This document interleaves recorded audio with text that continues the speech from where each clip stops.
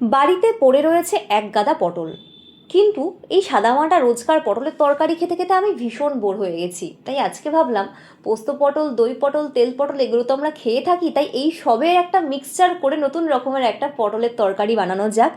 আর আমি তার জন্য পটলটাকে ভালো করে পিল করে নিয়েছি খোসাগুলোকে, আর তারপর ওপর আর নিচটাকে একটু একটু করে কেটে নিয়েছি, তারপর ধুয়ে ভালো করে ভেজে নেব। আর তার আগে আমি একটা পোস্ত, তিল, মগজ, কাজু বাটা দিয়ে সুন্দর করে মিশ্রণ বানিয়ে রাখছি। তো পোস্ত আছে, সাদা তিল রয়েছে, মগজ রয়েছে, একটু কাজু রয়েছে। আর মশলাটা বেটে নেওয়ার সময় একটুখানি জল দিয়েছিলাম। তো এরকম ঘন থকে একটা সুন্দর ঠিক পেস্ট তৈরি হয়ে গেছে। এবার আমি অল্প সর্ষের তেলে পটলটাকে মোটামুটিভাবে ভেজে নিলাম মিডিয়াম ফ্লেমে রেখে। তারপরে পটলগুলোকে আলাদা করে তুলে রেখে ওই কড়াইয়ে তেলটার মধ্যেই আরেকটু তেল দিয়ে তাতে আমি 3টে শুকনো লঙ্কা দিয়েছি আর একটু কালো জিরে ফোড়ন দিয়েছি। দ্যাটস ইট, আর কিচ্ছু নয়। আর তারপরে আমি ওই যে সমস্ত বাটা মশলাটা সেটা আমি দিয়ে দিচ্ছি।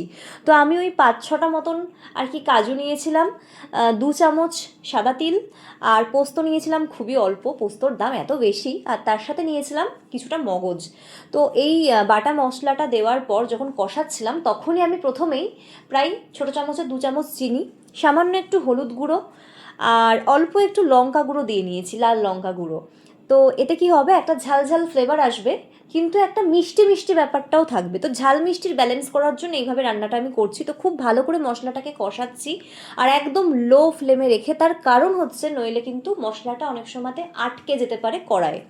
তো অল্প করে একটু জল দিচ্ছি আর অল্প করে কষাচ্ছি, আর দারুণ সুন্দর একটা স্মেল আসছিল, ট্রাস্ট মি, মানে নিজে বানাচ্ছি বলে বলছি না।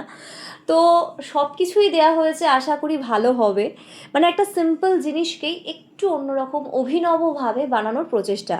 তো তারপর যখন মশলাটা অনেকটা কষা হয়ে গেছে আমি দিয়ে দিয়েছি সমস্ত ভাজা পটলগুলো। এইবার পটল দিয়ে মশলাটাকে ভালো করে মিক্সড করিয়ে নিয়ে খুন্তি দিয়ে তারপর একটু একটু করে জল দিয়ে আবার একটু একটু করে কষতে শুরু করে দিয়েছি। আর অনেকটাই সময়ের পর, প্রায় 20-25 মিনিট পর আমার এই তরকারিটা কিন্তু রেডি। এখন আমি ওপর থেকে একটু ভালো করে নুন ছিটিয়ে দিচ্ছি, কারণ আমি পটল ভাজার সময় একটু নুন দিয়েছি, বাকি আর কোনো সময় নুন দিইনি। তো আমার পটলের তরকারি কিন্তু অলমোস্ট রেডি। এখন আমি বেশ কিছুটা গরম জল এর মধ্যে দেবো এবং একটুখানি পটলটাকে ফুটিয়ে নেব, সো দ্যাট একটু গ্রেভি হয়, আর কিছুই না। তো দেখতেই পাচ্ছ পটলের তরকারি আমার রেডি। ওপর থেকে সামান্য একটু সর্ষের তেল আমি দিয়ে দিয়েছি, অ্যান্ড বিশ্বাস করো দেখেই এতটা লোভনীয় লাগছে, মানে কি বলবো। তারপরে আমি আরেকটু ড্রাই করলাম। তো এই রকম দেখতে হয়েছিল অনেকটা, আর আমি নিজে বানিয়েছি বলে বলছি না, আবারও বলছি খেতে অসাধারণ হয়েছিল, দুর্দান্ত। তোমরা অবশ্যই বাড়িতে এটা ট্রাই করো আর আমাকে জানিও তোমাদের কেমন লাগলো।